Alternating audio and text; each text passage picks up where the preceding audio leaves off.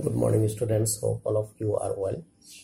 Today, I am going to discuss about the fourth major opposition party which played an important role in Indian politics after independence. And this is the last topic of this chapter.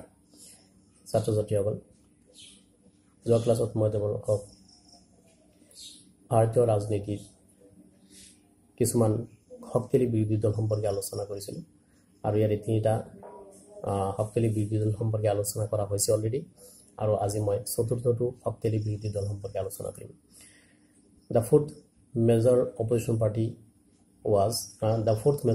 party which played an important role in Indian politics after independence was Bharatiya Jana Sangh. Bharatiya Jana Sangh was formed in 1951 by Shyama Prasad Mukherjee. Its roots can be traced back to the RSS, that is Rashtriya Swayamsevak Sangh and Hindu Mahasabha. Rashtriya Swayamsevak Sangh was formed in 1925 by Baliram Bhatia and Hindu Mahasabha was formed in 1933. And these two organizations was the icon, that is the ideal of Bharatiya Jana Sangh party. আমাৰ চতুৰ্থ যেটো শক্তিশালী বিৰোধী দল আছিল সেইটো হৈছে ভাৰতীয় জনসংঘ 1951 চনত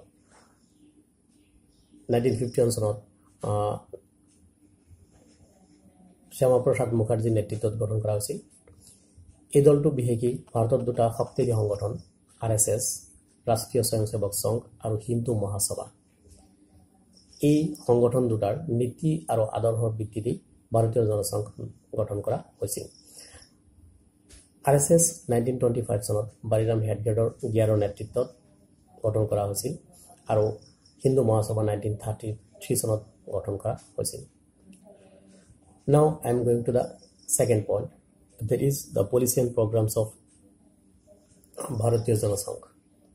Bharatiya Jana Sangh was different from other political parties in terms of its policy and programs.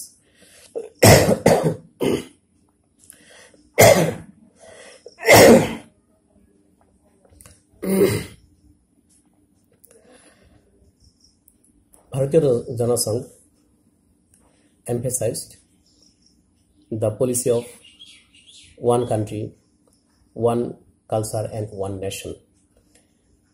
Bharatiya Jana Sangh dole সদায় এক জাতি এক পৰম্পৰা আৰু এক ৰাষ্ট্ৰৰ নীতিৰ ওপৰত বিশ্বাসী আৰু এই দলে ভাৰতবৰ্ষখনক আধুনিক প্ৰগতিশীল আৰু শক্তিশালী ৰাষ্ট্ৰ হিচাপে গঢ় দিয়াৰ গঢ় দিয়াটো বিচাৰিছিল Second is the Jana Sangh believed in Akhand Bharat, and that is the reunion of India and Pakistan. Bharatiya Jana Sangh dole Akhand Bharat hisabe Bharat aru Pakistan ekotito hoato bisaisil. Next is Bharatiya Jana Sangh hesitated to the replacement of English with Hindi as official language. Bharatiya Jana Sangh dole ইংৰাজী ভাষাৰ পৰিৱৰ্তে হিন্দী ভাষাক সৰকাৰী ভাষা হিচাপে স্বীকৃতি দিয়াৰ ক্ষেত্ৰতো আন্দোলন কৰিছিল Next is the party also opposed to granting the concession to the religious and cultural minorities. ভাৰতীয় জনসংঘ দলে ভাৰত চৰকাৰে ধৰ্মীয় আৰু সাংস্কৃতিক সংখ্যালঘুসকলক প্ৰদান কৰা বিশেষ সুবিধাৰ যেটো ব্যৱস্থা ইয়াৰ তীব্ৰ বিৰোধিতা কৰিছিল The party also in favor of the modernization of India's textile industries. ভাৰতীয় জনসংঘ দলে ভাৰতৰ টেক্সটাইল উদ্যোগসমূহক আধুনিকীকৰণ কৰাৰ ক্ষেত্ৰতো গুৰুত্ব প্ৰদান কৰিছিল Next point is the Bharatiya Jana Sangh favors to follow the policy of non-alignment with the two power blocks and also of non-involvement in international affairs not directly affecting India.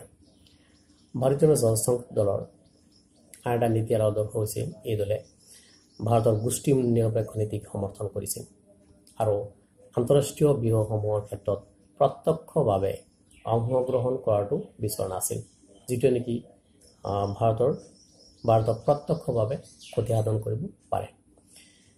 Next point is, when China possesses nuclear weapons or China testing its first nuclear weapons at that time, Bharatiya Janasangh also favored that India should develop its nuclear weapons, and they also in favor of the nuclearization of Indian military.